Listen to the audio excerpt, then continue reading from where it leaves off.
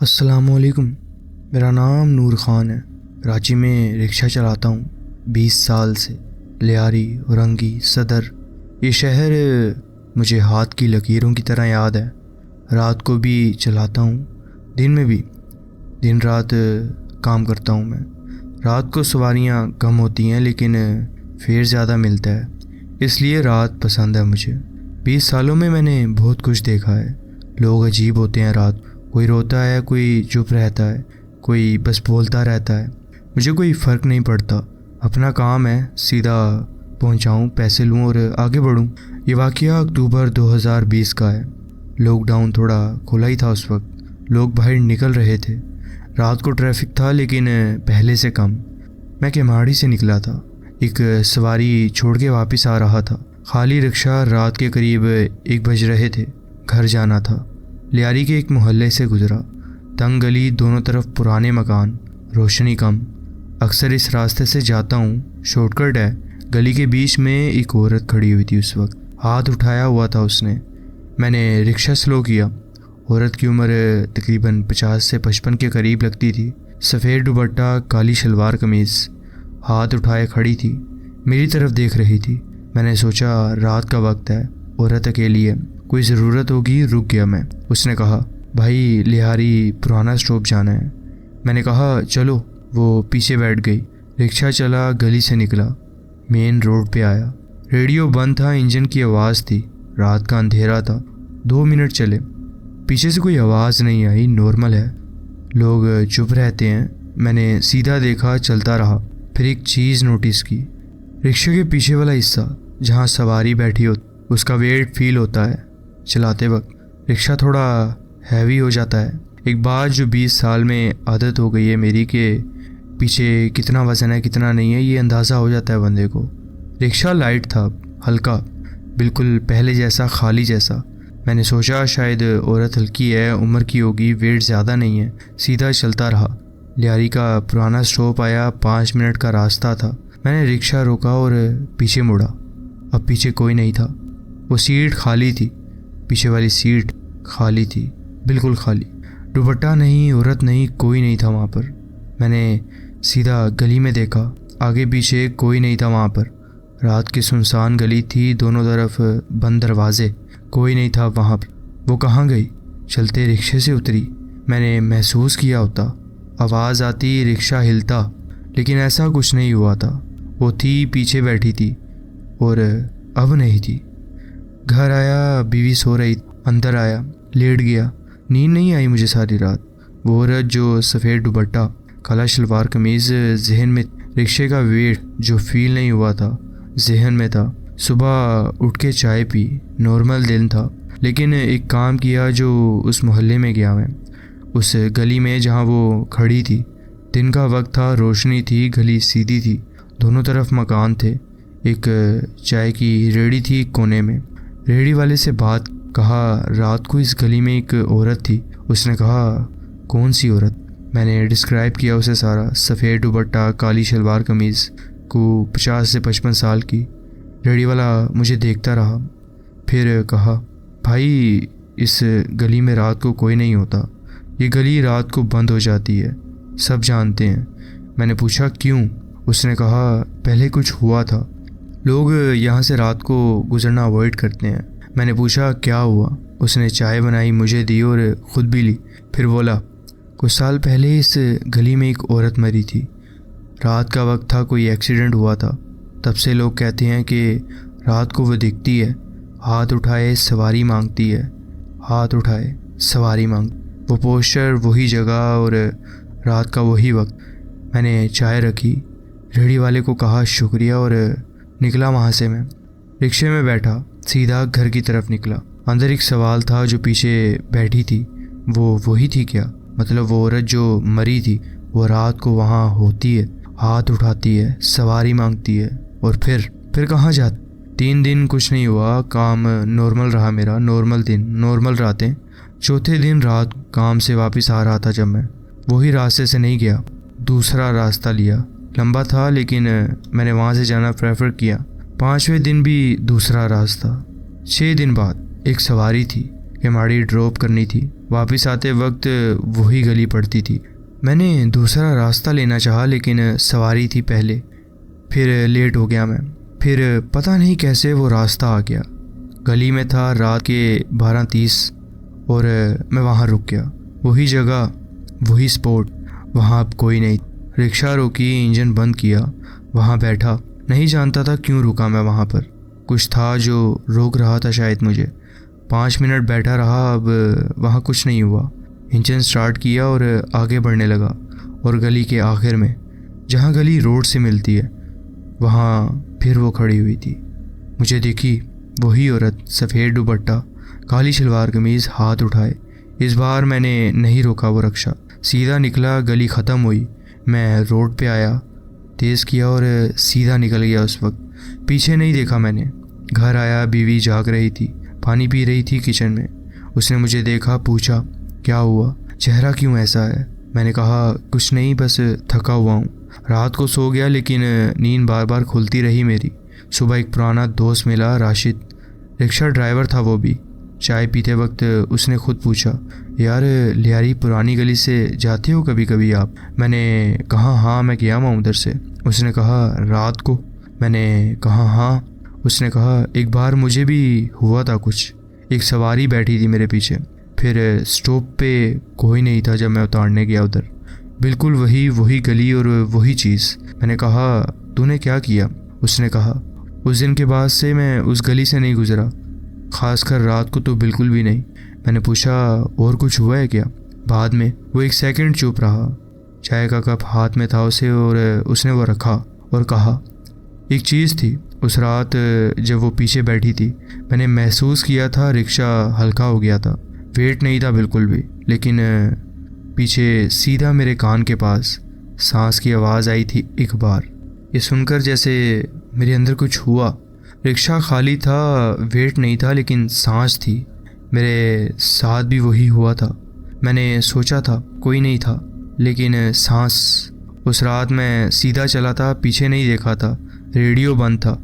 क्या सांस आई थी? मैंने सुना था या नहीं, ऑनेस्टली याद नहीं है। या और ये सोच के अंदर कुछ बैठ गया है कि याद इसलिए नहीं था कि सुनना नहीं चाहता था मैं। राशिद वाला सवाल अंदर रह गया। सांस की आवाज़ आई थी, याद था या नहीं? दिमाग ने सुना था या नहीं? मेरे साथ ऐसा कुछ हुआ था या नहीं, मैं याद नहीं कर पा रहा था। 3 दिन तक मेरे जहन में वही सवाल रहा, लेकिन फिर भी काम करता रहा। रात को घर आता, सो जाता, लेकिन वो सवाल नहीं गया मेरे जहन से। चौथे दिन एक अजीब फैसला किया, दोबारा उस गली से जाऊंगा रात को। अगर वो वहाँ होगी, अगर हाथ उठाई होगी, इस बार रुकूंगा और सीधा पूछूंगा क्या चाहिए। राशिद ने सुना तो कहा पागल है क्या तू, बिल्कुल नहीं जाना वहाँ तूने। मैंने कहा देखना है मैंने बस वहाँ। उसने कहा मत जा। मैंने कहा ठीक है, और रात को निकला मैं वहाँ। रात के करीब 1 बजे, वही वक्त, वही गली। अंदर दाखिल हुआ मैं। धीरे धीरे इंजन स्लो किया और रोशनी कम। गली सीधी थी, सुनसान थी, दोनों तरफ बंद दरवाजे। आधा गुजरा, कोई नहीं था उस गली में। मैंने उस गली को पूरा भी किया, लेकिन अब कोई नज़र नहीं आया मुझे। गली ख़त्म हुई, मेन रोड आ गई, कोई नहीं था वहाँ। वापस गया, गली से दोबारा गुजरा, दूसरी तरफ से, अब भी कोई नहीं था। 3 बार गुजरा मैं, लेकिन इस बार वो मुझे नज़र नहीं आई। घर जाने लगा, सोचा आज नहीं है वो, कभी कभी होता है, कभी नहीं होता। मैंने यही सोचा।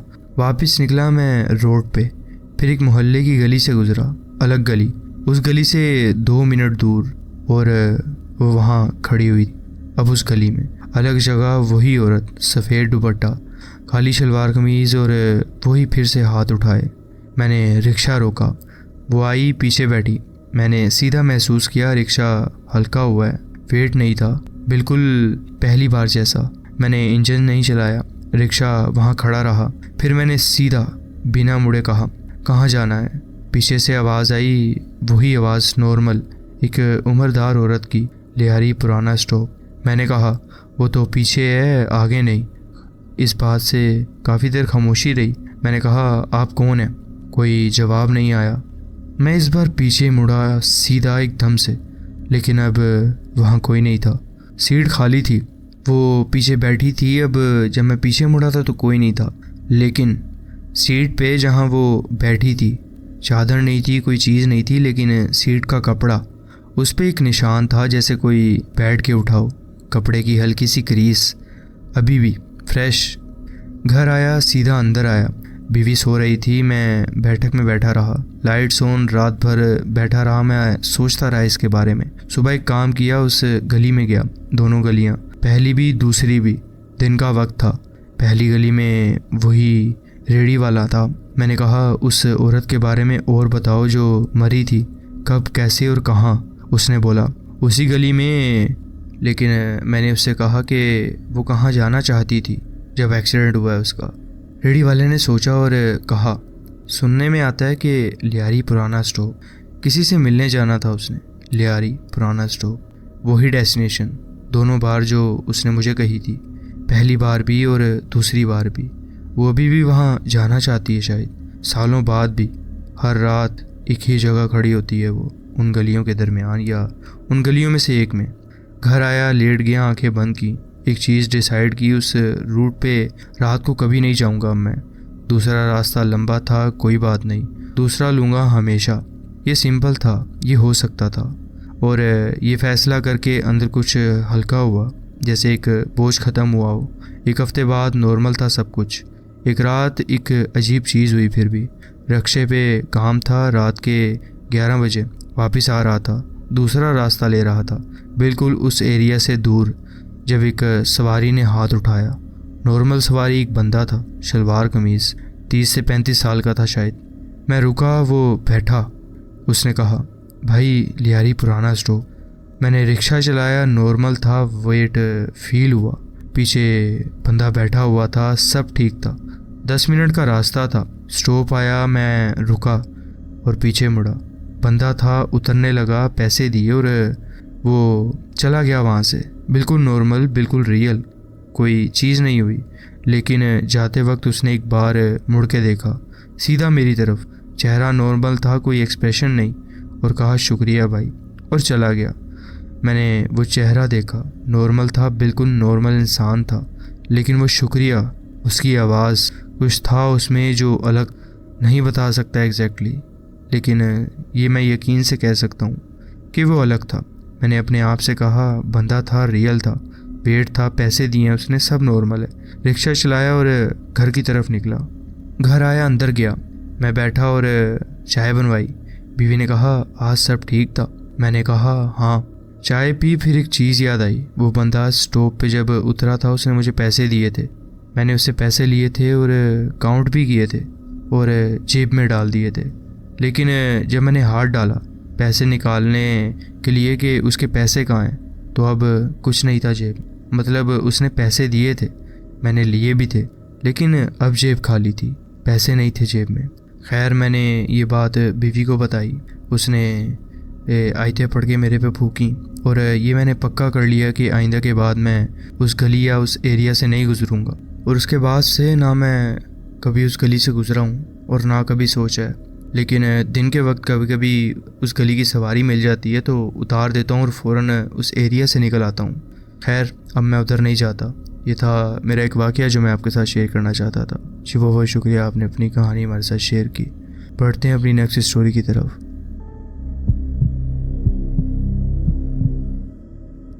अस्सलाम वालेकुम। मैं ये कहानी इस तरह शुरू करता हूँ कि मुझे कभी भी ऐसी अजीबोगरीब रूहानी तजुर्बों पर यकीन नहीं रहा और ना ही मैंने इन चीज़ों पर ज़्यादा सोचा है। लेकिन मेरे साथ ऐसा तजुर्बा आने के बाद सब कुछ बदल गया। मैंने बचपन मुल्तान के एक बहुत पुराने घर में गुजारा है। ये घर 1992 में बनाया गया था और लगभग 100 साल पुरानी इमारत थी ये। उस दौर में ये इलाका ज़्यादातर खेती बाड़ी का था। ये घर असल में उन लोगों का था जो इस इलाके के आम के बागात के मालिक थे। घर में अजीबोगरीब चीज़ें भी थीं, जगह जगह कुछ जलाने के निशानात, पूरा बेसमेंट जहाँ सीढ़ियों में सब्ज़ी और फल रखे जाते थे, और कुछ ऐसे कोने जो वहाँ खड़े होकर बहुत ही अजीब लगता था। हम इस घर में तब शिफ्ट हुए जब मैं सिर्फ 7 से 8 साल का था। घर का नक्शा अजीब था। अंदर जाने के बाद एक बड़ा हॉल था जहाँ एक शानदार सीढ़ी ऊपर जाती थी। सीढ़ी के ऊपर एक बहुत खुला रास्ता था जो कमरों के इर्द गिर्द घूमता था। मेरी और मेरी बहन की राहदारी एक तरफ थी जिसमें हमारा वॉशरूम, मेरा कमरा और मेरी बहन का कमरा था, और उसी राहदारी के आखिर में हमारे वालिदैन का बड़ा कमरा था। इस राहदारी के दरवाज़े बंद करने का ताला अंदर की तरफ था और बाहर से खोलना मुमकिन नहीं था। मैं जब भी अकेला होता तो हमेशा ताला लगा लेता था। मुझे घर में खौफ कभी नहीं महसूस हुआ था, लेकिन ताला लगाने से ज़्यादा सुकून मिलता था और मैं सेफ रहता था। जब मैं स्कूल ख़त्म करने के करीब था तब एक मर्तबा मैं घर में अकेला था। मेरी बहन कॉलेज जा चुकी थी और वालिदैन जो कि शॉपिंग के लिए मॉल गए हुए थे। उस शाम मैं अकेला था क्योंकि सुबह मुझे फ़ुटबॉल का मैच खेलना था। मेरा कमरा राहदारी के एक कोने में था और जब मैं बिस्तर पर सोया हुआ था मेरी नज़र सीधा कमरे के दरवाजे पर पड़ी। उस रात मैंने नींद में पलट कर देखा कि दरवाजे में एक शख्स खड़ा है। उसने अजीब से कपड़े पहने हुए थे जिनके घुटने पर दाग थे और सफ़ेद कमीज़ के बाजू जो कि ऊपर की तरफ मुड़े हुए थे। उसके बाल थोड़े घने और लंबे थे। सबसे अजीब बात यह थी कि उसने मुझे हाथ हिलाकर सलाम किया, लेकिन आम तरह नहीं, बल्कि उंगलियां एक एक करके नीचे गिरती गईं, फिर वापस ऊपर, जैसे कोई अजीब अंदाज का वेव हो। मैंने समझा शायद ये कोई ख्वाब और हकीकत का मिक्स है। मैंने सोचा कि मैं शायद आधी नींद या आधा जाग रहा हूँ, लेकिन ऐसा नहीं था। मैंने आंखें बंद की, फिर खोली तो वो गायब हो चुका था। और अजीब ये था कि मुझे डर नहीं लग रहा था, दिल में एक सुकून था।